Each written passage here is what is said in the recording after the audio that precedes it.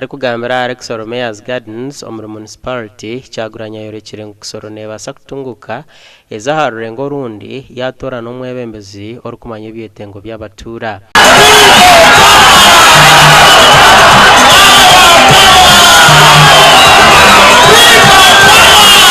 Abire narondera Salim Sultana okwise bendera ya National Unity Platform obushagichi obwakaruru ko kutora n'omnyishengero kazi ahabwa Kisoro karikwetebeekanisibwa okuteera orwakanoru. Kati tutandika butandisi twagala tubasabe mukole statement musindike tana mu parliament nga tagenze bugenzi mu parliament kunyumirwa nenga agenze okwogera ebizibu byammwe. Kyagulanyi nashaba abatura okukoresa embeera ya Kisoro okukora ebiri kubatungura. Abazungu babeeyo waabwe ne bajja wano balabe gorilla ziri wano wokka mu nsi yonna, golden monkey ziri wano wokka mu nsi yonna. You are supposed to be rich. Lwaki temuli bagagga? Kubanga Museveni ayagala kufuga baavu.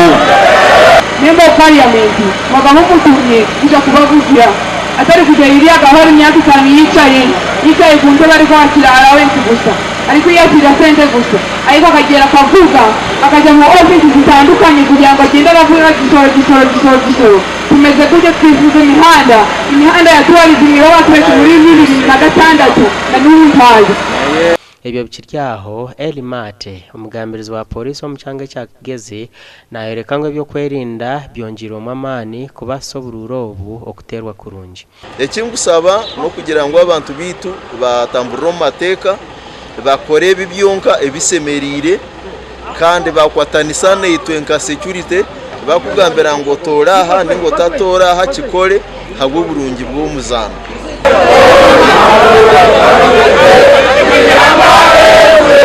Akaruraka nako kuterwa 2012 kandi abesimbire barimu Rose Kabagenyi owa NRM, Akifeza Grace Otine Kibina, Salim Sultana owa National Unity Platform, Aisha Chimpaye owa People's Progressive Party, Juliet Musanase owa Forum for Democratic Change na Mebo Ingabire owa Uganda People's Congress.